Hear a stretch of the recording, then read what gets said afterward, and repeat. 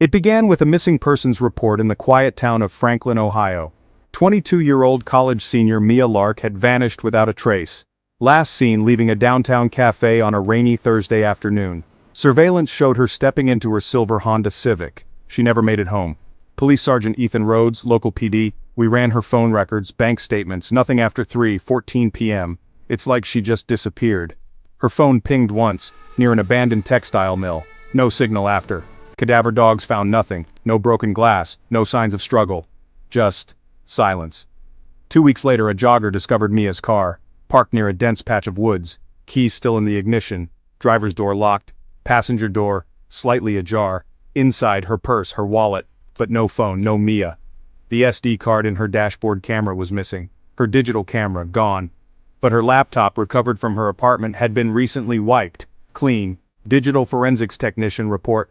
Someone used high-grade software, not amateur stuff. They knew exactly what they were doing. Then came the break. A backup folder synced to a forgotten cloud account. A hidden cache of over 400 photos. But they were all gone. Deleted. Except for one. It was taken the day she disappeared. Timestamp 2:47 p.m. Mia in her car, mirror selfie. Slight smile. But behind her, in the back seat, a blurred silhouette. Unmistakably, a man. Wearing a hood. Face turned away. FBI profiler Dana Locke. She wasn't alone. The angle suggests she didn't know she was being watched. The photo changed everything. Witnesses came forward. One recalled seeing Mia arguing with someone near the cafe. Another, a gas station attendant, claimed she stopped for fuel. Said she looked distracted, agitated. When asked who was with her, the attendant paused. Said, "There was a guy. Didn't see his face. But he never got out of the car." Police released the image. Public tip line exploded. Most were dead ends. Until one call. Dispatcher log, 11:03 a.m. April 16th, caller. "I think I saw him, the man in the photo. He was here 2 nights ago. At the storage units on Route 9. Security footage showed a man entering Unit 47 at 11:12 p.m., wearing a hood, carrying a large duffel bag. He stayed 14 minutes, left empty-handed. License plates were removed. Police report, Unit 47 was rented under a false name. Inside, nothing but a folding chair, and burn marks on the concrete floor. The scent of bleach lingered. DNA swabs returned inconclusive. No prints, no trace of Mia, only a single item remained. A torn corner of a photo. Charred, barely visible. The edge of a license plate, and Mia's hand. That photo, the one that survived, became the case's defining image.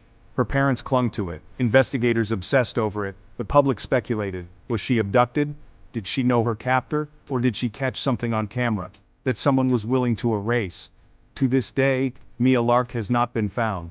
The man in the back seat has never been identified, and every other photo is gone, except for one. And it changed everything. Subscribe for more chilling investigations. This is Vanished Whispers, True Crime, where silence speaks the loudest. 3 weeks after the photo surfaced, the investigation took a darker turn. Police returned to the abandoned textile mill, searching for anything they might have missed. In a shadowy corner, an officer pried loose a cinder block and found a small black velvet pouch, sealed and heavy with secrets. Inside were 3 items: a silver locket, a folded scrap of parchment, and an unmarked USB drive. Police transcript, excerpt. We ran prints on the locket, nothing, wiped clean. But inside, a single strand of brown hair. DNA matched Mia. The parchment was stranger still. Block letters read, "Look closer, not everything is erased." Detective Rhodes, police interview. "I've seen my share of taunts, but this felt personal, like someone wanted us to know we were always one step behind." The USB drive was the most chilling.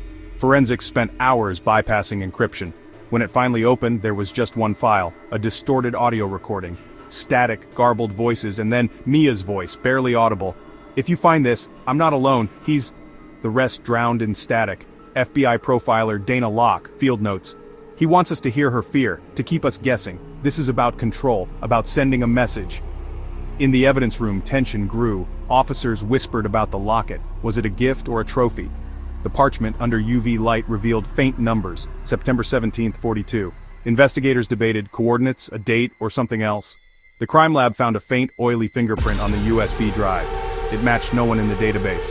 Detective Rhodes, transcript.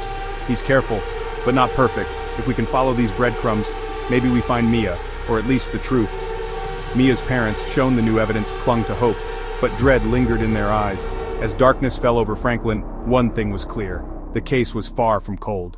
The shadows were only getting deeper. Stay tuned. In Vanished Whispers, every clue is a whisper from the void. The night Mia Lark vanished, Franklin's quiet streets became a stage for secrets and shadows. Investigators turned to those who might have seen or heard anything, hoping for a clue in the darkness. Mrs. Elkins, local shopkeeper. I closed up around 10. There was a dark sedan idling by the alley, 2 people inside. When I walked past, the passenger ducked down. It gave me a chill. Jamie Ortiz, college student. I heard shouting near the old mill. It sounded like a woman, scared. I thought it was just kids, but now, I'm not so sure. Mark Chen, delivery driver. I drove past the mill just before midnight. It was dead quiet. No cars, no people. Just the streetlights humming. If something happened, I didn't see it. Lila Brooks, dog walker. I saw a girl running toward the river, looking over her shoulder. She looked terrified. Then a man stepped out of the shadows. I froze. When I looked again, they were gone. Detective Rhodes, everyone saw something, but nothing lines up. It's like the whole town was holding its breath. Fear does strange things to memory. Rumors spread. Some whispered about a masked figure stalking the streets. Others insisted it was all a misunderstanding. FBI profiler Dana Locke. Conflicting stories can mean confusion or manipulation. Someone might be feeding false leads, or maybe the truth is buried in the chaos. Amid the confusion, one thing became clear. The night Mia disappeared, Franklin was not as silent as it seemed. The town's memory fractured, by fear, by shock, and perhaps by something darker. In Vanished Whispers, every voice matters, but in the shadows, not every echo tells the truth. Just when the investigation seemed to stall, a detective uncovered a new clue, one that didn't fit the story so far. A security photo, time-stamped after Mia vanished, showed a figure in a red jacket, someone the police had already cleared. Even more unsettling, a message appeared in Mia's email drafts, typed but never sent. It read, "He knows. I'm scared." Detectives exchanged uneasy glances. The evidence no longer pointed in a single direction. Outside, a shadowy figure watched from the edge of the woods, face hidden, motionless. The case file closed with a heavy thud, a single question mark scrawled across the cover. Who was the figure in the red jacket? What did Mia know? And why does the truth keep slipping away? In Franklin, Ohio, the shadows linger, and some secrets refuse to stay buried. The silence following the latest discovery was shattered when a new witness stepped forward, someone who claimed to have seen Mia on the night she vanished. The police wasted no time, ushering the nervous local into a dimly lit interview room. Sound of a tape recorder clicking on. Detective, calm but firm. Can you tell us exactly what you saw that night? Witness, voice trembling. I saw Mia. She was outside the old hardware store talking to Mr. Grayson, the owner. It looked heated. She kept glancing over her shoulder like she was scared. Detective, are you sure it was Grayson? Witness? Positive. He was wearing that red jacket he always has. Sound of shuffling papers. As the interview played out, another officer entered with a sealed evidence bag. Inside, a small gold locket engraved with Mia's initials. It had been found behind Grayson's store, buried in loose gravel. The locket snapped open to reveal a folded note. Meet me at midnight. Come alone. Detective, barely above a whisper. Why didn't we see this before? The room grew colder. The red jacket, the store, the secret message, all threads weaving a new, darker tapestry. But, as detectives prepared to question Mr. Grayson, another call came in. Security footage from the night Mia disappeared had been tampered with, and the original files were missing. Who erased the footage? Did Mia trust the wrong person? And what secret did the locket hold? The answers, it seemed, were slipping further away, just as the truth was almost within reach. As detectives combed through the evidence, a new narrative began to surface. One hidden beneath Mia Lark's quiet exterior. Friends and family, once reluctant, now found their voices. Friend, voice shaky. Mia wasn't herself those last few weeks. She stopped coming to art clubs, stopped answering texts. I thought she was just stressed, but there was something else. Cut to digital evidence, screenshots of late-night messages on Mia's phone. Text message on screen. I can't keep this up, someone's following me. If anything happens, look in my sketchbook. Detective, tired, direct. Mia's mother, Mrs. Lark, you said she'd been locking her bedroom door. Did she mention anyone new in her life? Mother, voice breaking. No, she was always so careful, but she kept a journal. I haven't been able to open it. As officers pored over Mia's belongings, a torn page surfaced, its edges singed, the words half erased by time. Detective, reading softly. Sometimes the people you trust most are the ones hiding the most from you. Then, a breakthrough. An email. Scheduled to send days after Mia vanished. Computerized voice, reading email. If you're reading this, I didn't make it. The truth is buried deeper than you think. Trust no one. Each revelation painted a picture of a young woman caught in secrets bigger than herself. Her life, a web of hidden fears, coded messages, and silent warnings. Who was Mia really running from, and what did she know that made her disappear? The answers lay just out of reach, but one thing was certain: the case of Mia Lark was far from over. As the investigation deepened, detectives turned their focus to the final hours before Mia Lark vanished. Security footage from a corner store, timestamped 10:47 p.m., shows Mia, hood up, glancing over her shoulder as she buys a single bottle of water. Her phone records ping her location 3 blocks away, near an abandoned lot. Then, a chilling discovery. Mia's last voicemail left at 11:08 p.m. Mia, voice trembling barely above a whisper. "Mom, I'm scared. I think someone's in the alley. Please, just check my sketchbook. If I don't come home..." The message cuts off. Detectives pore over the evidence. A dramatic police transcript is revealed. Detective 1. "We have Mia's route mapped from the store to the lot. No sign of her after that." Detective 2. "Wait, there's another phone ping, across the street, at 11:15. Someone else was there." A previously silent neighbor finally comes forward. Neighbor, voice nervous. "I heard footsteps running, then a car door slam. I saw someone, a man, not Mia, drive away fast. He dropped something. I didn't tell anyone before because I was scared." Officers rush to the site. In the grass, they find a set of keys, engraved with a name that isn't Mia's but matches someone close to the investigation. A new twist emerges, casting suspicion in a shocking new direction. Was Mia's disappearance part of a larger plan, or was someone she trusted pulling the strings all along? The case is no longer just about finding Mia, it's about unraveling a conspiracy that goes deeper than anyone imagined. A week after the keys were found, investigators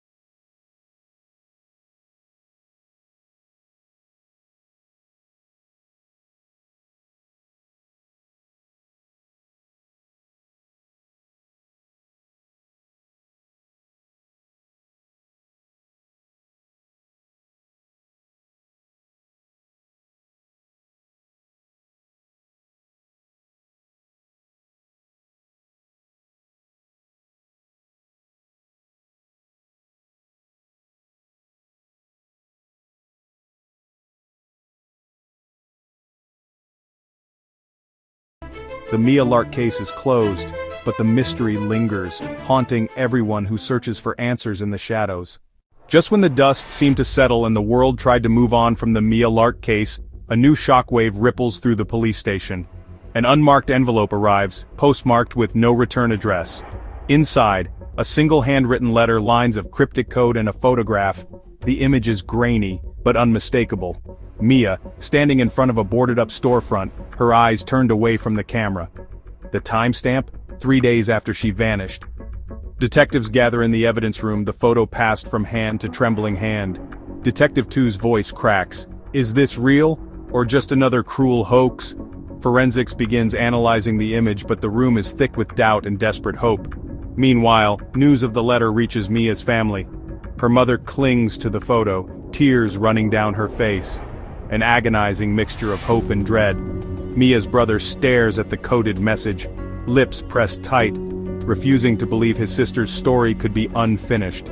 Outside, reporters swarm, speculation mounting. Inside, the team debates. Is Mia alive, reaching out from the shadows, or is someone playing a twisted game, prolonging the family's grief? As night falls, the photo sits under a harsh desk lamp, its secrets locked inside, its meaning uncertain. The case that was closed now teeters on the edge of reopening. In the silence, one question echoes louder than ever. If Mia is out there, will the truth ever come to light, or will it remain forever hidden just beyond reach? It's just past midnight when the detective's recorder clicks on. In the dim glow of the interview room, Mia's former friend Jenna sits across the table, her hands trembling, eyes darting to the corners as if shadows might come alive. She hesitates, swallowing hard before speaking. Jenna's voice is barely above a whisper. Mia wasn't who everyone thought she was. She got involved with people who don't forgive mistakes. The words hang heavy in the air, thick with fear and regret. As Jenna speaks, the screen flickers with flashes of memory, grainy footage of Mia laughing with friends at a late-night diner, her smile glowing under neon lights. Then, a shift. Mia glancing over her shoulder in a crowded alley, tense and anxious. A mysterious figure slips her a folded note before vanishing into the night. Jenna wipes away a tear. She told me about the money, the secrets. She was scared. But she said she had to protect her family, no matter what it cost her. The detective leans in, voice gentle but urgent. Did Mia say who was threatening her? Jenna shakes her head, voice cracking. She never said names, just, they're always watching. I begged her to go to the police, but she wouldn't listen. She said if she disappeared, it was because she had no choice. The camera lingers on Jenna's haunted face, her confession echoing into the silence. Outside, thunder rumbles. Inside, the truth feels closer and more dangerous than ever before. In the montage that follows, we see Mia's world unraveling. Hurried phone calls, secret meetings in shadowy corners, a look of desperation in her eyes no one saw until it was too late. The interview ends, but its impact lingers. For the first time, those searching for Mia must confront a chilling possibility. She may have vanished not as a victim, but as someone running from a threat that still lurks in the darkness. As the night deepens, viewers are left with a new question. What was Mia really running from? And is the danger still out there, waiting to be uncovered? As dawn breaks, a chilling discovery surfaces: a voice memo, hidden deep within Mia Lark's encrypted phone files, time-stamped just hours before she vanished. Investigators gather in a hushed, dim-lit office. The detective presses play, static crackles, and Mia's voice trembles through the speaker, fragmented, panicked, her breaths quick and uneven. Mia, recording. If you find this, I'm sorry. I think they know. I keep hearing footsteps. Someone's outside. Please, tell them I tried. Tell them I love. A harsh sound cuts through, a door creaking, muffled voices, hurried footsteps. Mia's whisper turns desperate. Mia, recording. Don't come looking for me. Don't trust. The memo ends abruptly, replaced by silence that seems to echo forever. Investigators replay the recording, isolating background noises, rain tapping against glass, a muffled male voice, the scrape of shoes on concrete. Each sound is a clue, each pause a puzzle.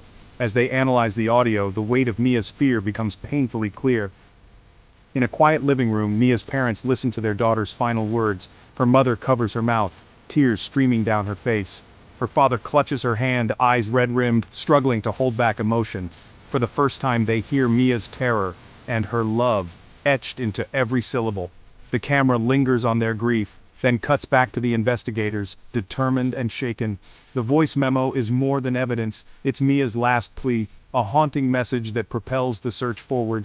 And now, the question is no longer just where Mia went, but who was with her that fateful night, and how close the danger truly is. Night falls over the city, casting long shadows across the quiet police station.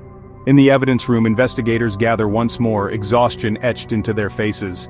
Suddenly, a notification pings, an anonymous email sent moments ago, addressed to the lead detective. The room tenses as the message is opened. The subject line reads, "You're looking in the wrong places." Attached is a distorted audio file. They press play, static, then a digitally altered voice, cold and mocking. "You think you're close, but you're not. The truth is buried deeper than you imagine. Mia was not the first. She won't be the last. Stop digging or you'll find more than you bargained for." A low, cruel laugh echoes, then the file ends abruptly. Silence hangs, heavy and suffocating. Cut to Mia's family, standing by their living room window, gazing into the darkness beyond.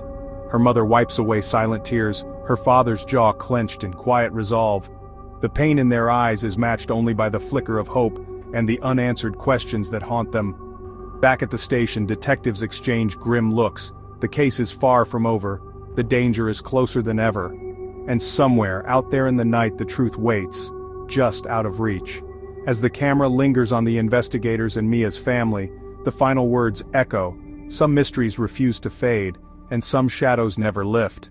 The screen fades to black, leaving viewers with one chilling certainty: the story isn't finished. As dawn breaks over Franklin, the final pieces of the puzzle fall into place. The anonymous audio file, decoded by forensic experts, reveals the address of an abandoned warehouse on the city's edge. Police move in, hearts pounding, and behind a false wall, they find the evidence that unravels the entire case: Mia's missing belongings, and a journal detailing the criminal ring she uncovered. The perpetrator, Eric Mason, trusted mentor and family friend, is arrested at his home. His motive: to silence Mia after she uncovered his role in the city's long-running abductions and financial crimes. In the quiet of the police station, investigators listen to Mia's final recording, a message of courage and love left for her family. Her voice, steady but soft, urges them to live boldly and never let fear win. Mia's family gathers at her memorial, surrounded by candles and photographs. Tears fall, but so do smiles. Her bravery has brought justice, and her memory unites the town. The community, once fractured by fear, comes together in the city square, lighting candles, embracing and vowing to protect one another. The shadows that haunted Franklin begin to lift. As the sun rises, the camera lingers on Mia's family, faces illuminated by hope. Though grief remains, there is peace. Mia's story, once shrouded in darkness, now shines as a beacon of courage and change. The city, forever marked by her sacrifice, begins to heal. In the end, justice is served, and Mia Lark's legacy endures, proof that even in the darkest night, hope can prevail, and light will always find a way.